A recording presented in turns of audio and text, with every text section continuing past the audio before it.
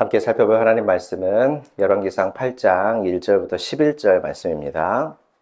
이에 솔로몬이 여호와의 언약궤를 다윗성 곧 시온에서 메어 올리고자 하여 이스라엘 장로와 모든 지파의 우두머리 곧 이스라엘 자손의 족장들을 예루살렘에 있는 자기에게로 소집하니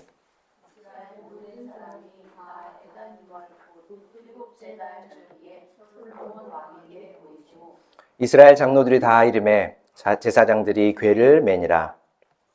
여호와의 궤와 대방과 성막 안에 모든 거룩한 기구들을 메고 올라가라. 제사장과 레위 사람이 그것들을 메고 올라가며 솔로몬 왕과 그 앞에 모인 이스라엘 회중이 그와 함께 그 궤 앞에 있어 양과 소로 제사를 지냈으니 그 수가 많아 기록할 수도 없고 셀 수도 없었더라. 제사장들이 여호와의 언약궤를 그 처소로 메어 들었으니 곧 성전의 백소인 지성소 그룹들의 날개 아니라.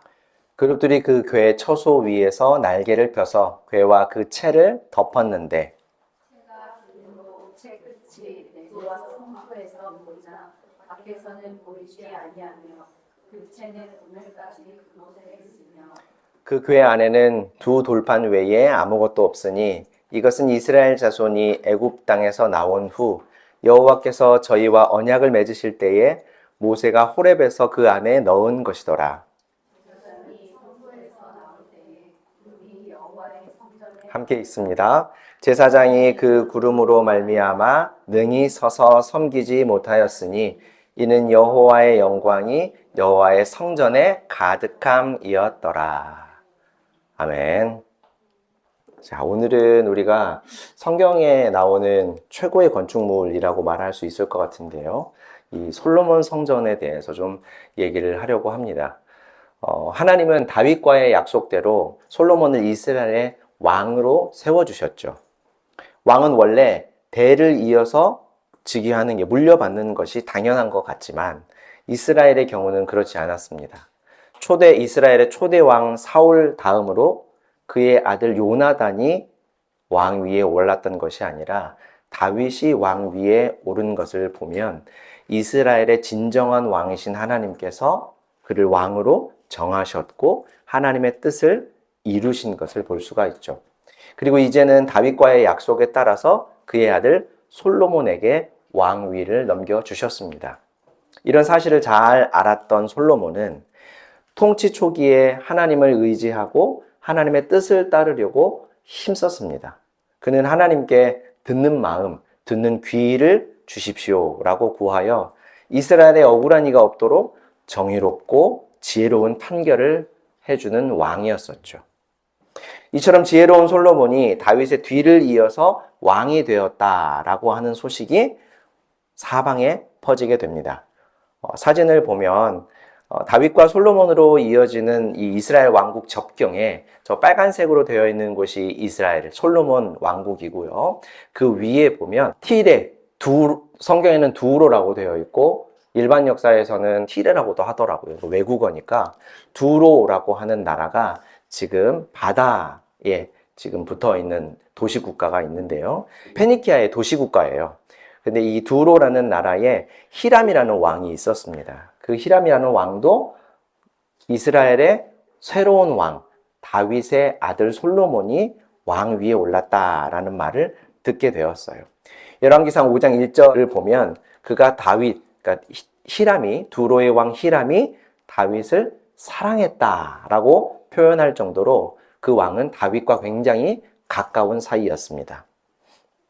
전에 고 노무현 대통령의 10주기 추도식에 보니까 조지 부시 미국 전 대통령이 참석을 해서 노 전 대통령에 대해서 친절하고 따뜻하며 모든 국민의 기본권을 존중하는 지도자였고 미국 대통령이었던 내 앞에서도 자신의 나라의 국익을 위해서는 당당하게 목소리를 내는 용기 있는 지도자였다. 이렇게 평가를 하면서 노무현 대통령의 초상화를 그려서 가족들에게 그 선물을 하는 것을 보았는데요. 아마 두로의 히람 왕과 이스라엘의 다윗 왕도 이런 사이가 아니었을까 하는 생각을 해봅니다. 접경국이었는데도 불구하고 경쟁자이면서 동반자의 관계를 잘 유지했던 것 같아요. 이 히람 왕은 다윗의 아들이 왕 위에 올랐다라는 소식을 듣고 반가움에 사신을 보내서 축하를 했고요. 솔로몬은 그의 신하에게 아버지 다윗이 못다 이룬 성전 건축의 계획을 얘기합니다. 다윗은 자신이 이루지 못한 성전 건축의 꿈을 자신의 후손에게 맡겨주겠다라고 했던 하나님의 말씀, 하나님의 약속에 따라서 살아생전에 열심히 재산을 모았고요. 아버지가 만발의 준비를 해놓은 덕에 솔로몬은 어렵지 않게 건축을 시작하고 마칠 수가 있었습니다. 역대상 22장 말씀을 보면 다윗이 성전 건축을 위해서 준비한 재산이 어느 정도 되는지 쭉 나열을 하는데 금이 10만 달란트와 은이 100만 달란트였다. 이렇게 얘기를 해요. 한 달란트가 지금 우리 무게로 환산하면 약 34kg 정도 되거든요. 그러니까 다윗이 준비한 금이 10만 달란트였다라고 하는데 지금 우리 시세로 하면 금으로만 약 한 400조 원어치 정도 준비를 해 놓았던 거예요. 이걸 보면 다윗이 말로만 하나님께 성전을 지어주겠다, 성전을 건축하겠다라고 한 게 아니라 진짜로 철저한 준비를 해 두었던 것을 알 수가 있죠. 두로왕 히람은 솔로몬의 이러한 계획을 듣고 적극적으로 협조하기를 약속합니다. 당시 두로는 고대 근동 세계의 대표적인 무역국가였기 때문에 위로 유럽이나 옆으로 이집트나 또 아래로 아프리카를 활발하게 왕래하면서 갖가지 진귀한 물품들을 거래하는 나라였었어요. 그래서 당시 세상에서 가장 귀한 물건들을 구하려면 어디로 가야 하느냐라고 하면 반드시 두로에 가야 찾을 수 있다라고 말할 수 있을 정도였죠. 솔로몬이 두로의 이 히람 왕의 도움을 받았다라고 하는 것도 당시 세상에서 가장 좋은 재료들을 모아다가 하나님의 성전을 건축했다라는 것을 뜻하는 말입니다. 이스라엘 백성들이 이집트에서 나온 지 출애굽한 지 480년이 되던 해, 그리고 솔로몬이 이스라엘의 왕이 된 지 4년째 되던 해에 솔로몬은 드디어 성전을 건축하기 시작합니다.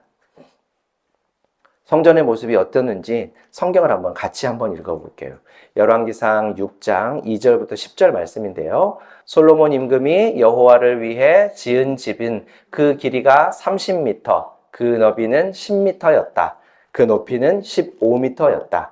성전인 집의 앞쪽에 현관이 있었는데 그 길이는 10m로 집의 너비에 걸맞았다.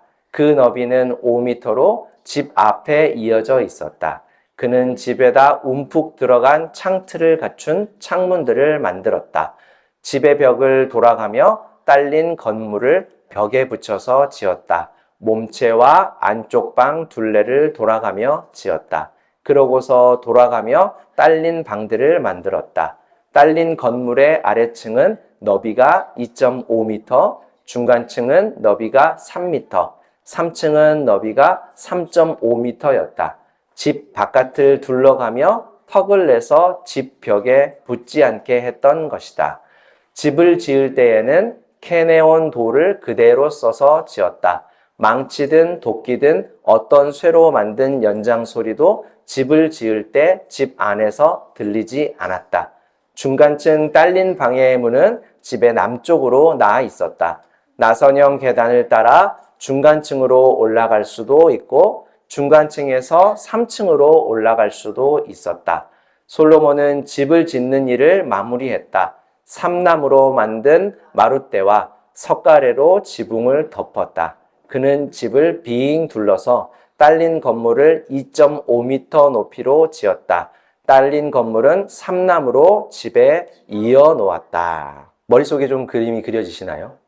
아마 이런 모습을 하고 있을 거예요.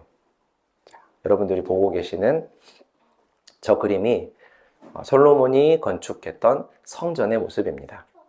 하나님은 솔로몬이 성전을 건축하기 시작하자 이런 말씀을 또 하셨어요. 내가 짓고 있는 이 집을 두고 말한다. 너는 나의 규정 안에서 걷고 나의 법을 실천하며 나의 모든 명령을 지켜서 그 안에서 걷도록 해라. 그러면 내가 너의 아버지 다윗에게 했던 말을 너에게 이루어 주겠다. 나는 이스라엘 사람들 가운데 살 것이다. 나의 백성 이스라엘을 떠나지 않을 것이다. 하나님이 어떻게 지어라 또는 잘 지으면, 의리의리하게 지으면, 어떤 신의 신전보다 더 훌륭하게 지으면 내가 복을 넘치도록 주겠다. 이런 말씀을 하지 않으셨어요. 아버지 다윗에게 하셨던 약속의 내용이고 다윗이 아들 솔로몬에게 유언으로 남겼던 말이죠.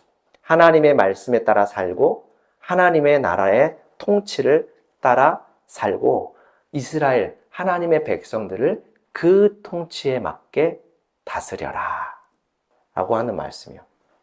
자, 그러면 하나님도 약속을 이루어 주시겠다 이렇게 말씀을 한 거죠. 그러니까 일종의 계약이에요. 서로 간의 약속이죠. 성경에서는 이것을 언약이라고도 부릅니다. 그래서 우리가 이전에 살펴본 사무엘하 7장의 말씀, 다윗과의 언약, 다윗 언약이라고 불러요. 솔로몬은 7년 동안 성전을 지었습니다. 성전을 짓고 그 내부를 장식하는 데 사용한 금의 양이 600만 달란트, 현재 시세로 하면 약 2조 4천억 정도를 썼대요. 여러분이 아시는 잠실의 롯데타워 건설 비용이 4조 3천억이 들었다고 하는데 그의 절반 정도를 성전을 건축하는 데 사용한 거죠.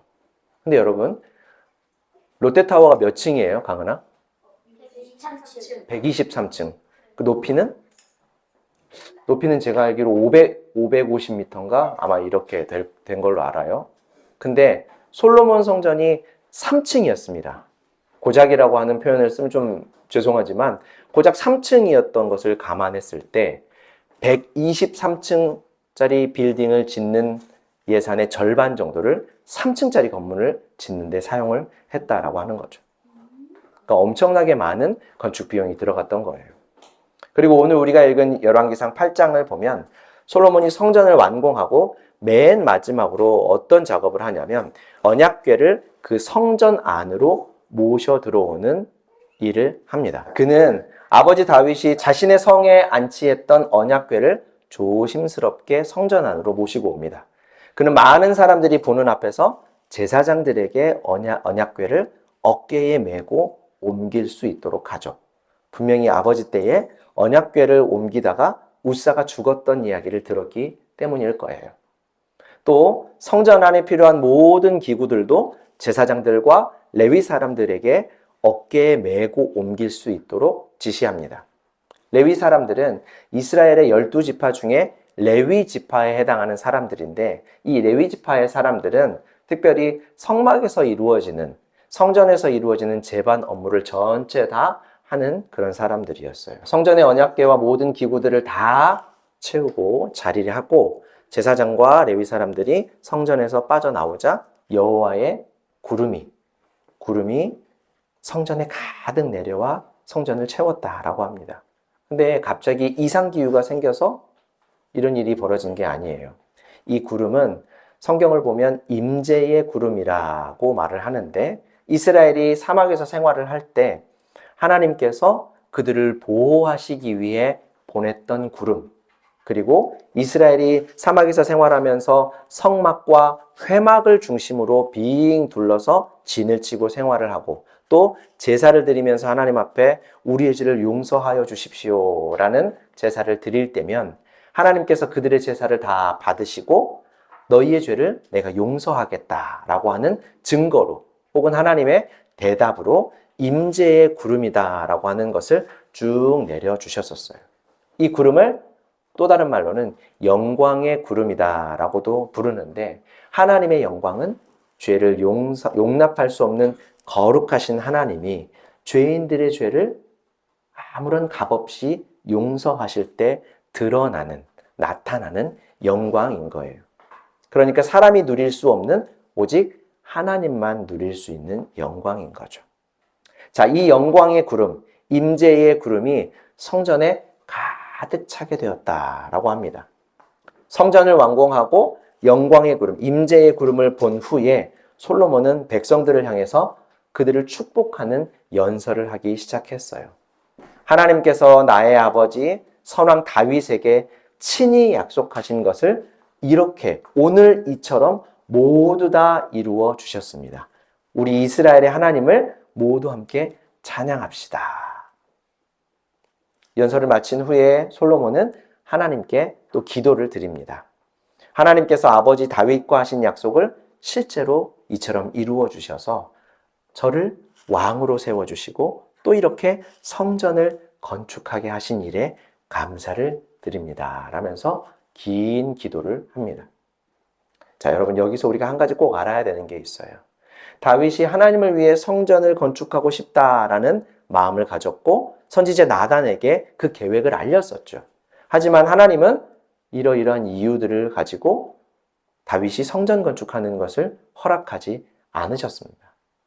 그러나 그의 마음만은 받으셔서 오히려 집을 지어주겠다. 오히려 네가 나를 위해서 성전을 내 집을 건축하겠다라고 하지만 그렇지 않고 내가 오히려 너에게 집을 지어주겠다. 다윗에게 왕조를 세워주시겠다라고 하는 약속을 하나님께서 하셨고 그의 아들을 통해 성전을 건축해서 이스라엘과 함께 있겠다라는 약속을 주셨던 거죠. 자, 여기서 우리가 알아야 되는 것이 모든 일은 우리가 계획하고 실행하여 이루어내는 것 같지만 결국 하나님의 때에 하나님의 뜻대로 이루어진다라고 하는 것이에요. 잠언 16장 9절 말씀 우리 같이 한번 읽어볼게요. 사람이 마음으로 자기의 길을 계획할지라도 그의 걸음을 인도하시는 이는 여호와시니라. 사람이 마음으로 자기의 길을 계획하더라도 그의 걸음을 인도하시는 분은 결국 여호와 하나님이시다.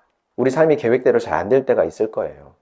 반대로 예상보다 수월하게 풀릴 때도 있습니다. 그때 하나님의 손길을 기억해야 한다는 거예요. 우리가 우리 길을 계획하더라도 하나님께서 이루셔야 한다라는 사실이요. 더욱이 그 일, 그 계획이 성전 건축처럼 하나님의 뜻 안에 있다면 선한 일이라면 더더욱 하나님의 때에 하나님의 계획대로 이루어진다라고 하는 것을 명심하고 우리가 믿음으로 살았으면 좋겠습니다. 자, 솔로몬이 건축한 성전은 어떤 용도로 쓰였는가? 성막, 회막과 동일하게 하나님께서 이스라엘과 함께 계신다라고 하는 증거, 표식, 표지로 쓰였습니다. 앞서 솔로몬이 성전을 언제 건축하기 시작했는지 설명할 때 보면 이스라엘이 출애굽한 지, 이집트에서 탈출한 지 480년째 되던 해에 솔로몬이 성전을 건축하기 시작했다라고 열왕기상 기자가 쓰고 있었죠. 이런 말들은 그저 역사의 어느 시점에 대한 정보가 아니에요. 의미가 있는 말이죠. 하나님께서 이스라엘과 함께 계신다라고 하는 증거로서 성전이 건축된다는 것이 이스라엘이 출애굽한 이유와 밀접한 관련이 있다라고 하는 정보를 우리에게 주는 거예요. 출애굽기 29장 46절 말씀을 보면 그들은 나 여호와가 그들의 하나님 곧 그들 가운데 한가운데 머물려고 그들을 이집트 땅에서 데리고 나온 하나님인 줄을 알 것이다. 나 여호와는 그들의 하나님이다. 이렇게 말씀합니다. 하나님께서 이스라엘을 이집트에서 탈출시키신 이유가 바로 이스라엘과 함께 계시면서 그들을 하나님의 백성으로 삼고 하나님은 이집트에서 종으로 고통받는 이들에게 자유와 복, 구원을 주시는 하나님으로 역할을 하시기 위해서 그들을 이집트에서 데리고 나오셨다라고 하는 거죠. 솔로몬의 성전 건축은 이런 출애굽의 목적이 이루어지는 사건이다 라고 열왕기상 기자가 알려주고 있는 거예요. 솔로몬이 성전을 다 짓고서 기도하면서 이런 말을 합니다. 정말로 하나님이 땅 위에서 사시겠습니까? 보십시오. 저 하늘, 심지어 저 하늘의 하늘이라도 주님을 모셔드릴 만큼은 되지 못합니다. 제가 지은 이 집이야 더더욱 그렇지 못하지 않겠습니까? 온 우주의 하나님, 하늘도 하나님께서 계실 만한 곳이 되지 못할 텐데 어떻게 인간인 제가 지은 성전에 하나님이 들어와 사실 수 있겠습니까? 라는 거죠. 이 고백을 통해 우리는 금 600만 달란트, 그러니까 무려 2조 원이 넘는 눈부시게 아름다운 성전이라 할지라도 하나님을 위한 집이 되지 못한다라고 하는 것을 우리는 알아야 돼요. 여전히 성전은 온 세상보다 더 아름답고 위대하신 하나님이 자기 백성들 가운데 함께 계시다라고 하는 사실을 나타내 보여주는 징표이고 표시일 뿐이라는 것이죠. 만약 그렇다면 텐트로 지은 성막이나 엄청난 양의 금으로 이루어진 성전이나 똑같다면, 하는 역할이 똑같다면 왜 굳이 값비싼 성전을 지어야 했습니까? 도저히 가치로 환산할 수 없는 하나님의 위대하심과 아름다움을 나타내려고 하는 증거였던 것이죠. 하나님의 약속대로 정착한 이스라엘 백성들이 안정된 곳에서 하나님을 만나고 섬길 수 있도록 하는 장치였던 거예요. 자, 그런데 솔로몬이 이토록 아름답게 건축한 성전, 하나님께서 이스라엘 백성들과 함께 계신다라고 했던 증거였던 이 성전이 기원전 586년 바벨론의 침공에 의해서 남쪽 유다가 멸망하면서 이 성전도 완전히 파괴되고 말았습니다. 이스라엘 백성들은 나라가 멸망한 것과 더불어서 성전이 파괴된 것을 보면서 하나님께서 자신들을 떠나셨다라고 생각해서 비통해했어요. 그런데 생각해보면 하나님은 언제나 물리적으로 존재하는 분이 아니기 때문에 설령 성전이 파괴되었다라고 해서 함께 계시지 못하는 분은 아니시죠. 다만 그들이 하나님과의 약속, 하나님의 말씀에 따라 살면 그들을 지키시고 보호하시지만 하나님을 거역하면 그들을 때리시겠다, 훈육하시겠다라고 하는 말씀에 따라서 바벨론이라는 나라를 사용하고 계셨던 거예요. 하지만 하나님께서는 그들을 완전히 버리시지는 않았죠.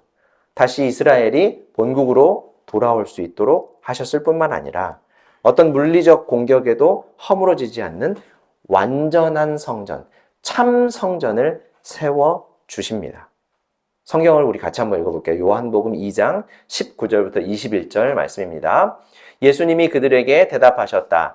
이 성전을 무너뜨려 보시오. 그러면 내가 3일 안에 그것을 다시 일으켜 세우겠소. 그러자 유대야 사람들이 대답했다. 46년 만에 이 성전이 세워졌습니다. 그런데 선생은 3일 안에 그걸 일으켜 세우겠다고요? 그러나 예수님이 말씀하신 성전은 자기 몸이었다. 유대인들이 예수님께 다른 표적을 좀 더 보여달라라고 예수님을 다그쳤을 때 예수님께서 하신 말씀입니다. 너희들이 보고 있는 이 성전, 그러니까 이 성전은 어떤 성전이냐면 솔로몬 성전이 파괴되고 나서 이스라엘이 바벨론에서 포로에서 돌아와서 다시 지은 성전이에요. 그러니까 소위 스룹바벨 성전이라고 하는 두 번째 성전을 가리키는 겁니다. 근데 그 성전을 헤롯 왕이 보수했어요. 헤롯 왕이 이스라엘 백성들, 유대 사람들을 좀 더 부드럽게 다스리기 위해서, 점령하고 부드럽게 다스리기 위해서 그들의 성전을 보수해 주었던 거죠. 그 성전이요. 그러니까 그 성전을 허물어 봐라. 그러면 내가 3일 만에 이 성전을 다시 세우는 표적을 보여주겠다라고 말씀하셨던 겁니다. 유대인들과 예수님이 보고 있던 이 성전은 기원전 20년부터 AD 64년까지 지었어요. 총 84년이 걸렸던 성전이었는데 이 당시에는 46년째 계속해서 보수 공사를 하고 있었던 중이었던 거죠. 그러니까 46년째 보수하고 있는 성전을 도대체 3일 만에 자기 혼자 다시 세우겠다라는 예수님의 말씀이 정상적으로 들리지 않았던 거죠. 그러면 예수님은 지금 어떤 말씀을 하고 계시는 걸까? 성전의 가장 중요한 역할이 무엇이라고 했었습니까? 바로 하나님의 임재, 함께 계심을 나타내 보여주는 표식이 바로 성전이었다라고 했어요. 그런데 여러분, 예수님께서 이 땅에 오실 때 천사들이 목동들에게 예수님을 어떻게 소개해 주었습니까? 임마누엘, 하나님이 우리와 함께. 하나님이신 예수님이 백성들과 같이 계시려고 친히 사람의 몸으로 오셨다라고 하는 거예요. 그러니까 표식, 모형이 아니라, 성전이라고 하는 모형이 아니라 실제로 하나님이 사람이 되어 자기 백성들 가운데 찾아오셨다라고 하는 거죠.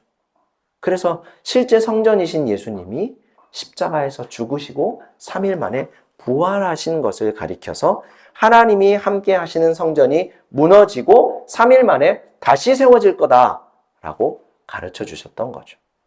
그러니까 여러분, 성전은 성막, 회막, 그리고 솔로몬이 건축했던 이 호화로운 성전까지도 성전이라고 하는 것은 마치 이런 거예요. 사랑하는 가족이, 사랑하는 연인이 저 멀리 외국으로 잠깐 떠났다고 합시다. 그러면 보고 싶어서 어떡할까요? 요즘에는 다 스마트폰으로 영상통화할 수 있으니까 그렇지만 예전에는 사진을 봤었죠, 이렇게. 아, 사랑하는 우리 아내, 사랑하는 우리 딸, 아, 보고 싶다. 이러면서 사진을 봤었죠. 그런데 만약에 그 가족이, 사랑하는 아내가 지금 내 옆에 같이 있다고 생각해 보세요. 그런데 그 아내를, 그 딸을, 그 사랑하는 사람을 보지 않고 계속해서 사진만 보면서, 아, 사랑하는 내 사람. 이렇게 하고 있다고 생각을 해보세요. 그러니 이스라엘 백성들이 예수님이 오셨음에도 불구하고 하나님이 진짜로 같이 계시는 형상으로 예수님이 오셨음에도 불구하고 그 표지인 성전만 바라보면서 와, 저 성전이 하나님이 우리와 함께 하시는 증거래 라고 하는 것은 마치 사랑하는 사람을 옆에 두고 사진만 바라보고 있는 것과 똑같다라고 하는 거죠. 자, 그런데 여러분, 지금 우리는 이스라엘이 사막에서 보던 성막도 없고요. 솔로몬이 건축했던 이토록 아름다운 성전도 없습니다. 또 실제 성전이신 예수님도 승천하여 현재는 우리가 우리의 눈으로 볼 수가 없으니 어쩌면 좋을까? 그러면 예수님을 보면서도 의심했던 도마처럼 연약한 우리는 어떻게 해야 할까? 아니, 여기가 지금 성전 아닙니까? 많은 분들이 교회, 예배당을 가리켜서 성전이다라고 말씀을 합니다만 여러분 절대 그렇지 않습니다. 이미 예수님께서 건물로서의 성전이 아니라 예수님 자신이 진짜 성전이라고 가르쳐 주셨기 때문이죠. 그리고 더 나아가서는 바울은 이렇게 얘기합니다. 고린도전서 3장 16절 말씀인데요. 우리 같이 한번 읽어볼게요. 여러분은 알지 못합니까? 여러분이 하나님의 성전이며 하나님의 영이 여러분 가운데 자리 잡고 살고 계시다는 것을요. 예수님께서 십자가에서 죽으시고 3일 만에 부활하신 후에 40일을 제자들과 함께 계셨습니다. 그리고 약속을 하나 하시고 다시 하나님의 나라로 가셨는데 그 약속이 뭐였냐면 바로 성령 하나님을 너희에게 보내주겠다라고 하는 것이죠. 성령 하나님께서 오셔서 각 사람들과 함께 계시면서 십자가에서 죽으시고 부활하시고 승천하여 지금 너희들 눈앞에 보이지 않는 그 예수가 바로 하나님이 보낸 구원자, 그리스도다라고 하는 믿음을 주시고 하나님의 말씀에 순종하며 살아갈 수 있도록 이끌어 주신다라고 하는 말씀이었어요. 그러니까 성령이 찾아오셔서 우리 각자에게 예수를 그리스도로 믿게 하시고 우리 안에 계시면서 다윗과 하신 약속대로 솔로몬과 하신 약속대로 하나님의 말씀에 따라 살아가도록 우리를 이끌고 계신다라고 하는 것이죠. 그게 바울이 얘기한 여러분이 하나님의 영, 성령 하나님이 여러분 가운데 머무시고 거하시는 여러분은 하나님의 성전입니다 라고 했던 말의 뜻이에요. 그러니까 여러분, 앞으로도 우리 바라는 교회 성도 여러분들은 절대로 건물, 예배당을 성전이라고 부르는 일은 없어야 돼요. 꼭 그렇게 빡빡하게 해야 됩니까? 다들 많이 사용하는데. 왜냐하면 우리가 이 건물이요. 이 예배당을 성전이라고 부르는 순간 우리는 예수님의 말씀을 거부하는 게 되는 거예요. 왜요? 내가 참 성전이다. 내가 왔는데 왜 사진만 들여다보고 있느냐라고 예수님이 말씀하셨잖아요. 그리고 예수님이 보내주신 성령이 너희 안에 거하시면 너희가 바로 성전이다 라고 하는 것이죠. 자, 사랑하는 성도 여러분, 솔로몬이 지었던 성전, 그의 아버지 다윗이 준비했던 금 600만 달란트를 들여서 건축했던 어쩌면 인류 역사상 가장 사치스러운 건물 성전도 역사의 뒤안길로 사라져 버렸습니다. 하지만 하나님께서 우리와 함께 계신다라고 하는 증거는 사라지지 않고 남아 있어요. 2000년 전 이 땅에 오신 예수님을 통해서 그리고 예수님께서 보내주신 성령 하나님을 통해서 우리는 하나님께서 우리와 함께 계신다라고 하는 믿음을 확실히 갖게 되었죠. 그 믿음을 주시는 성령 하나님이 우리 안에 계신다면 그래서 계속적으로 우리에게 믿음을 주시고 하나님의 말씀에 따라 살 수 있도록 선한 길로 이끌고 계신다라고 하면 우리가 바로 성전인 거예요. 내가 바로 하나님이 지금 여기 이곳에 함께 하고 계신다라고 하는 증거인 성전이다라는 말씀입니다. 우리가 살아가는 매일의 삶 속에서 가정에서 그리고 학교에서 일터에서 하나님은 우리를 성전으로 사용하고 계십니다. 우리가 가는 곳에서 그리고 우리가 만나는 모든 사람들에게 하나님이 살아계시고 지금 여기 계신다라고 하는 증거로 우리를 사용하고 계셔요. 하나님 나라와 같은 성전이 우리를 통해 어떻게 세상에 나타나는지 또 어떻게 실현되는지를 매일 경험하면서 믿음으로 사시기를 주님의 이름으로 축원합니다. 우리 마지막으로 서로 옆에 있는 분들을 보시면서 참 아름다운 성전이십니다. 이렇게 한번 말씀하십시오. 참 아름다운 성전이십니다. 자, 다들 좀 보고 얘기하세요. 좀 쑥스러워하지 마시고. 자, 참 아름다운 성전이십니다. 참 아름다운 성전이십니다. 자, 기도하겠습니다. 사랑과 은혜가 풍성하신 하나님 우리 아버지, 오늘도 우리에게 주의 은혜 알게 하시니 참 감사합니다. 세상에 어떤 보화를 주고도 바꿀 수 없는 하나님 나라의 가치를 알게 하시고 영원한 삶을 살아가게 하심이 감사합니다. 우리가 죄인이었을 적에 우리 가운데 찾아오시고 우리의 모든 죄와 허물을 대신 지고 십자가에서 죽으신 우리 예수님의 희생과 그 사랑으로 우리를 살리시고 성령께서 이 은혜와 진리를 믿게 하사 하나님의 백성으로 하나님의 성전으로 살게 하심에 참 감사합니다. 우리를 통해 우리 삶의 현장 곳곳에 하나님의 살아계심과 함께 하심이 온전히 나타나게 하시고 하나님의 영광이 우리를 통해 우리 이웃들에게 잘 전달되게 하여 주옵소서. 예수님의 이름으로 기도합니다.